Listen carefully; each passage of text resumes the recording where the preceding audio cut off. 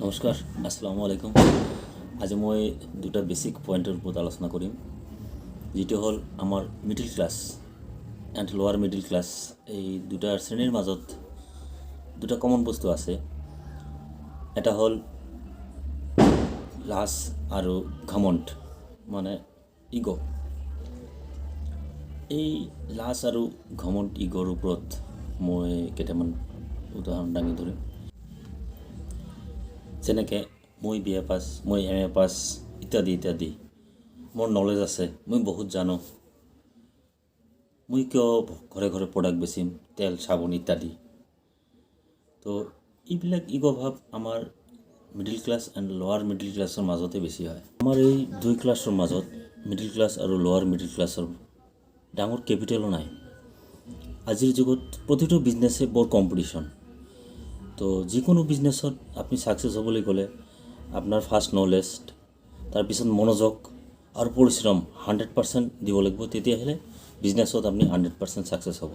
যিহেতু আমাৰ কেপিটেল নাই, তো টাইম অফ ৱাৰ্কৰ ওপৰত আমি বিজনেছ কৰিব লাগিব। ফৰ এক্সাম্পল, যেনেকৈ জিঅ', এয়াৰটেল। আজি চিন্তা কৰক, জিঅ'ৰ কিমান মিলিয়ন চিম আছে।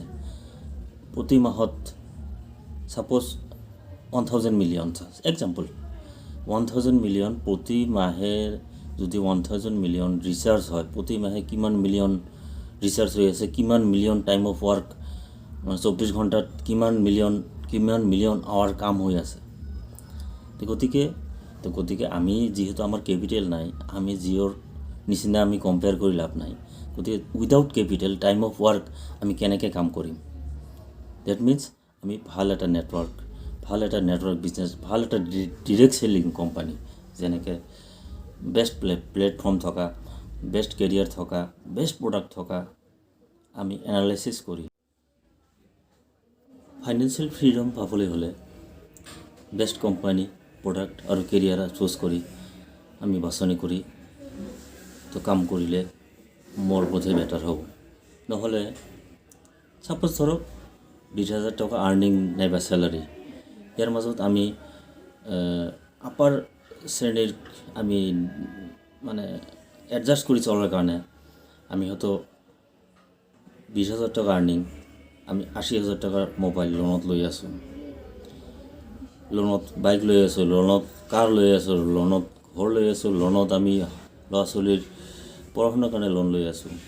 আল্টিমেটলি আমি গোটেই লাইফ ষ্ট্ৰাগল কৰি লোনত ডুবি আমি, এইটো বাস্তৱ, লোনত ডুবি আমি মৃত্যুৰ আগলৈকে আমি টেনশ্যন, ফাইনেন্সিয়েল ফ্ৰীডম আমাৰ কেতিয়াও নহয়।